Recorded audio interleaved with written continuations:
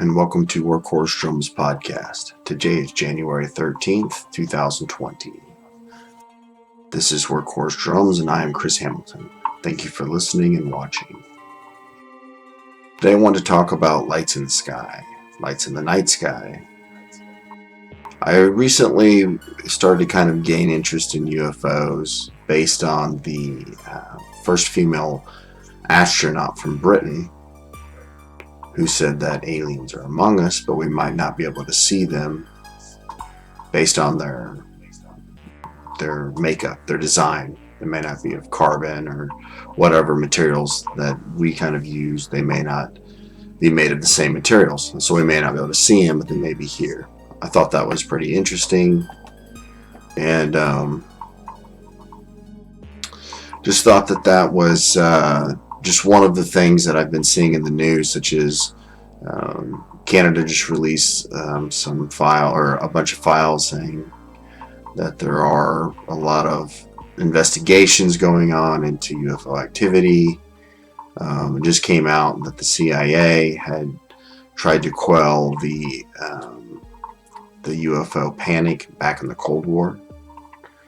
And this is something that I've been debating about for years. So most of the time I have been, except for like the last, year or two, I've really been pretty skeptical, the door a little bit open. I think everybody wonders. I've wondered from time to time. And my thought has used to be, I think there's something out there, but it's never been to Earth or anywhere in our galaxy. And then when the government started releasing actual videos, and they actually released it. It wasn't somebody else saying, "Hey, I work with the government," but it was a government agency that Lou Alexandro or something like that started talking about it. And he worked for the CIA, and now he worked for some other group that the government has sponsored to kind of put out information on UFOs regarding what the government has or knows of, or releasing just some videos that are speculative that they could be UFO, but they're not definitely identifiable at this time. And I'm not trying to go down some conspiracy theory hole. I just always wondered. I look up at the sky and I see this vast universe, this incredible, sky filled with stars, which is planets and suns and all this stuff, and I wonder, is there anything else out there? And I really don't know.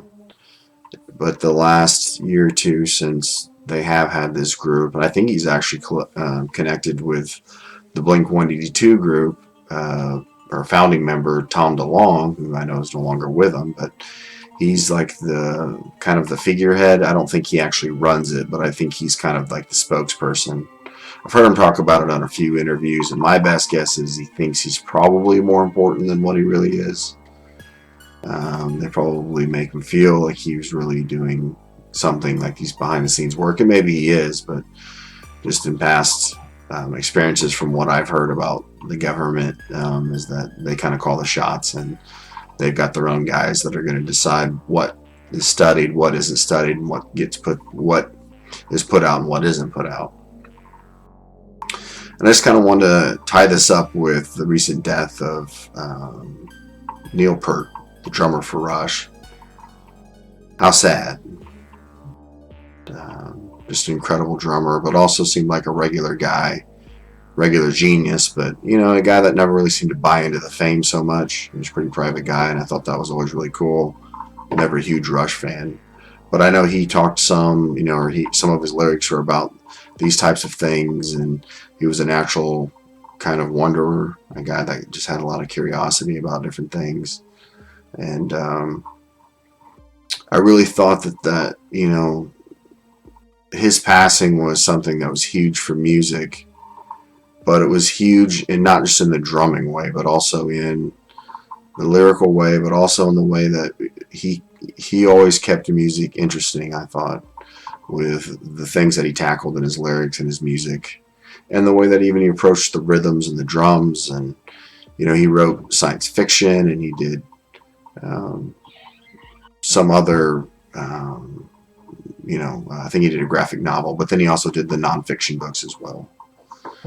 Anyway, I hope wherever he's at, I hope he's found some of his answers, and I hope he's in a better place, and I hope he's drumming and he doesn't have any pain. He's drumming without any tendonitis, and he's just, extremely happy and extremely at peace. And I wish him the best. Anyway, until I talk to you guys later, I hope you guys have a great night, a great day, and I will see you later.